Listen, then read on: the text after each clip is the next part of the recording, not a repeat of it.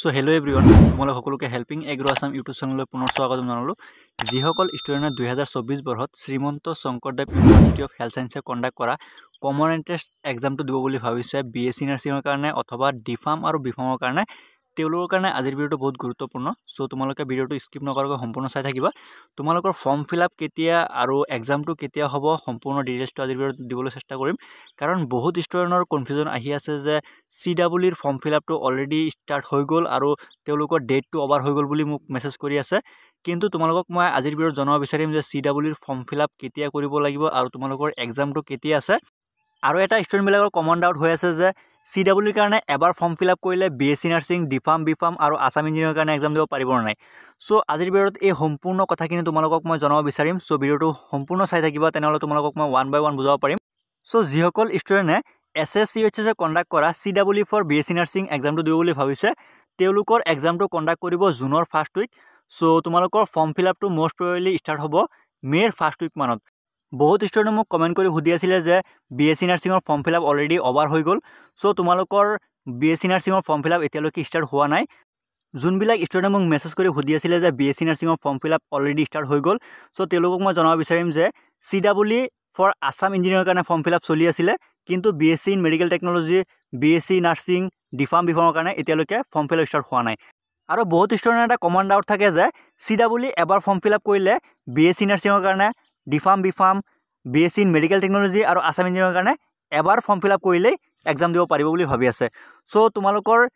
বেলেগ বেলেগ এক্সামৰ কাৰণে বেলেগ বেলেগকে ফৰ্ম ফিলআপ কৰিব লাগিব যেনে ডিফাৰ্মৰ কাৰণে বেলেগকে ফৰ্ম ফিলআপ কৰিব লাগিব বিএসসি ইন মেডিকেল টেকনলজিৰ কাৰণে বেলেগকে ফৰ্ম ফিলআপ কৰিব লাগিব বিএসসি নাৰ্ছিঙৰ কাৰণে বেলেগকে ফৰ্ম ফিলআপ কৰিব লাগিব আৰু আসাম ইঞ্জিনিয়াৰিং যদি তোমালোকে এক্সাম দিব বিচাৰিছা তেনেহ'লে তাৰ কাৰণেও বেলেগকে ফৰ্ম ফিলআপ কৰি পেলাই বেলেগকে এক্সাম দিব লাগিব সো সব এক্সামৰ কাৰণে বেলেগ বেলেগকে কাউন্সেলিং হ'ব সো গোটেই প্ৰচিডিউৰটো বেলেগ থাকিব সো নাম সেমে থাকে CW কমন এন্ট্ৰেন্স এক্সাম SSCHSে কণ্ডাক্ট কৰে আসাম ইঞ্জিনিয়াৰিংৰ কাৰণে বেলেগকে কণ্ডাক্ট কৰে এটো SSCHSে কণ্ডাক্ট নকৰে কিন্তু DPharm BPharm BSc in medical technology so সকলো এক্সামৰ কাৰণে SSCHSে এক্সাম কণ্ডাক্ট কৰে আৰু সেই এক্সামৰ নাম থাকে CW সো তোমালোকৰ ফৰ্ম ফিলআপ বেলেগ বেলেগকে কৰিব লাগিব আৰু যিসকলে ভাবি আছে বিএসসি নাৰ্ছিঙৰ এক্সাম দিব তেওঁলোকৰ এক্সামটো কণ্ডাক্ট কৰিব জুনৰ ফাৰ্ষ্ট উইক মানত সো সেইকাৰণে তোমালোকৰ ফৰ্ম ফিলআপটো মোষ্ট প্ৰবেবলি ষ্টাৰ্ট হ'ব মেৰ ফাৰ্ষ্ট উইক মানত এতিয়ালৈকে ফৰ্ম ফিলআপটো ৰিলিজ কৰা নাই বহুত ষ্টুডেণ্টে ভাবি আছিল যে ফৰ্ম ফিলআপৰ ডেট ওভাৰ হৈ গ'ল হেতু আসাম ইঞ্জিনিয়াৰৰ কাৰণে হৈছিল কিন্তু বিএসসি ইন মেডিকেল টেকনলজিৰ কাৰণে এতিয়ালৈকে ফৰ্ম ফিলআপ ষ্টাৰ্ট হোৱা নাই আৰু ডিফাৰ্ম বিফাৰ্মৰ কাৰণেও এতিয়ালৈকে ফৰ্ম ফিলআপ ষ্টাৰ্ট হোৱা নাই ডিফাৰ্ম আৰু বিফাৰ্মৰ ফৰ্ম ফিলআপটো মোষ্ট প্ৰবেবলি ষ্টাৰ্ট হ'ব মে লাষ্ট উইক মানত আৰু তোমালোকৰ এক্সামটো কণ্ডাক্ট কৰিব জুনৰ লাষ্ট উইক অথবা জুলাইৰ ফাৰ্ষ্ট উইক মানত আৰু বিএসসি ইন মেডিকেল টেকনলজিৰো সেম হ'ব মে মাহতে ফৰ্ম ফিলআপটো ষ্টাৰ্ট হ'ব আৰু এক্সামটো মোষ্ট প্ৰবেবলি কণ্ডাক্ট কৰিব জুলাইৰ ফাৰ্ষ্ট উইক অথবা জুনৰ লাষ্ট উইক মানত সো তোমালোকৰ ফৰ্ম ফিলআপটো যেতিয়া ষ্টাৰ্ট হ'ব মই ভিডিঅ'ৰ থ্ৰুৰে তোমালোকক মই জনাই দিম সো সেইকাৰণে চেনেলটো সাবস্ক্ৰাইব কৰি পেলাই বেল আইকনটো দবাই ৰাখিবা যেতিয়াই ফৰ্ম ফিলআপ ষ্টাৰ্ট হয় বা কিবা SSCHSে নটিফিকেশ্যন প্ৰভাইড কৰে তোমালোকক মই ভিডিঅ'ৰ থ্ৰুৰে দিবলৈ চেষ্টা কৰিম সো ইয়াৰ লগতে তোমালোকক আৰু এটা ইনফৰমেশ্যন দিব বিচাৰিম যদি তোমালোকে ভাবিছা 2024ত SSCHSে কণ্ডাক্ট কৰা কমন এন্ট্ৰেন্স এক্সাম আৰু আসাম এগ্ৰিকালচাৰ ইউনিভাৰ্চিটিয়ে কণ্ডাক্ট কৰা কমন এন্ট্ৰেন্স টেষ্টটো দিব বুলি ভাবিছা তেনেহ'লে তোমালোকৰ কাৰণে লৈ আহিছোঁ আমি এটা ক্ৰেছ কোৰ্ছ